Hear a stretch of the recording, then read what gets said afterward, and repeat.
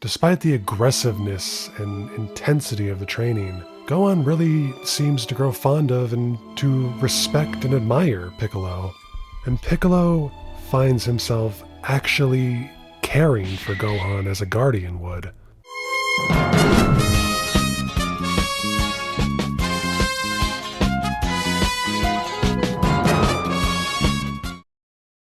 Gohan is very confused and scared at this point because not only is his father dead, but he's now been taken far away from home by this stranger who insists he needs to train in order to face a terrifying threat. He tells Gohan that he will have to survive alone in the wilderness for 6 months before actually training him. And to a scared and crying Gohan, Piccolo then drops one of my favorite lines from him in the whole series. "You'll laugh at your fears when you find out who you really are." And then Piccolo flies off to Gohan's dismay.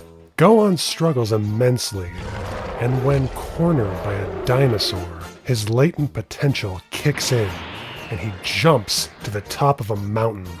Gohan can't recall how he got up there, and while lying down crying to himself, we see Piccolo floating high above him. Piccolo scoffs at Gohan's weakness, yet decides to help him by dropping a few apples so he can have something to eat. This simple act of mercy really shows the beginning of Piccolo's redemption arc. The mighty King Piccolo, born from pure evil, is here considering the feelings of this child, the child of his nemesis, no less. This simple consideration of Gohan's feelings is indicative that Piccolo is beginning to develop an attachment to the boy. Gohan then looks up and notices the full moon, and remarks that he'd never seen a full moon before. And then disaster strikes. Gohan becomes an Uzaru and blindly starts destroying everything around him. With Gohan's latent potential, Piccolo fears this rampage could threaten the very world itself before the Saiyans even get here. Following in Master Roshi's footsteps, Piccolo destroys the moon and reverts Gohan's transformation. Piccolo promptly removes Gohan's tail and hits him with the infamous Clothes Beam, giving him not only a new gi, but also a sword. Piccolo says to himself that this is the last thing he'll do for Gohan, so now he's on his own. Piccolo goes off to do his own training until the 6 months is up. Gohan, having gotten the hang of wilderness survival, is now ready for training with Piccolo. It's very clear that Gohan has deeply altered Piccolo's character. Piccolo is still very rough around the edges, yet he's softened up considerably. The longer Piccolo spends time with Gohan, the closer he becomes to him. Despite the aggressiveness and intensity of the training, Gohan really seems to grow fond of and to respect and admire Piccolo. And Piccolo finds himself actually caring for Gohan as a guardian would.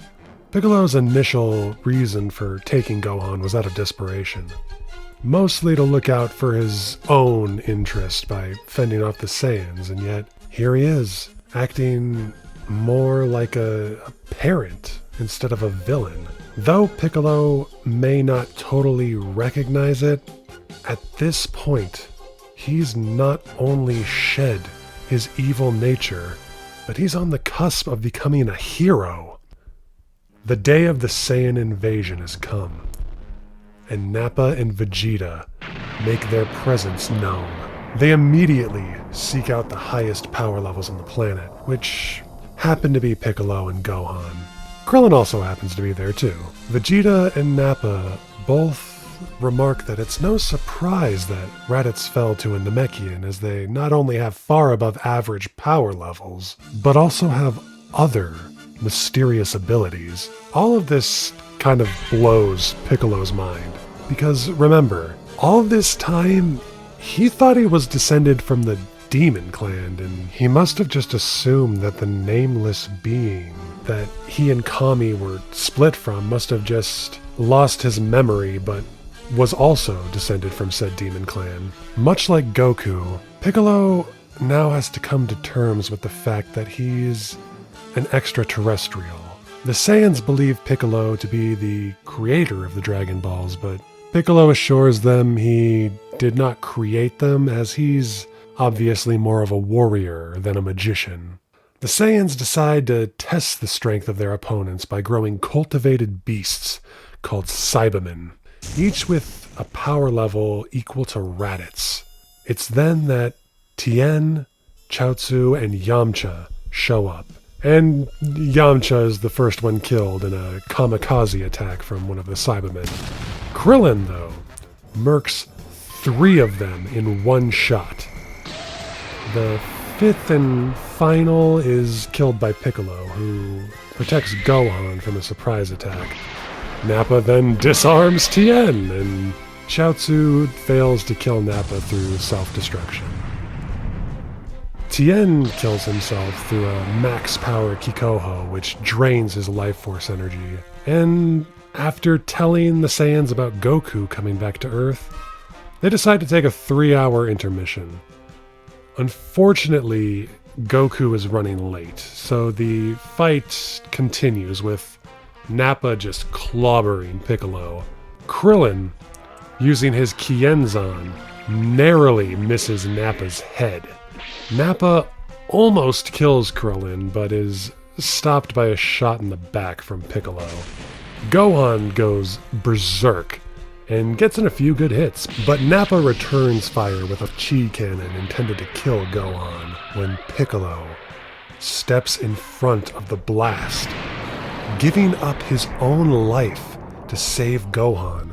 With tears in his eyes, he confesses to Gohan that he thought of him like the son he never had. This moment is when Piccolo is finally redeemed.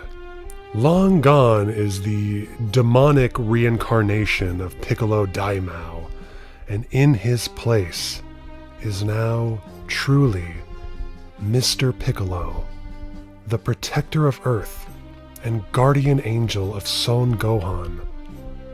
This is when Piccolo proves himself a hero, and this is evident based on the fact that he keeps his body in the afterlife.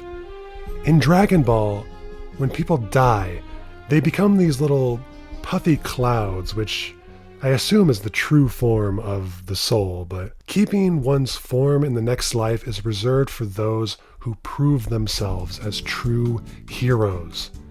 Enough so that the powers that be allow them to cross over to Otherworld as they were in life. So whether he likes it or not, Piccolo is one of the good guys now. Also, with Piccolo dead, the Dragon Balls are rendered useless, which I'm sure played into Vegeta's decision to, yeah.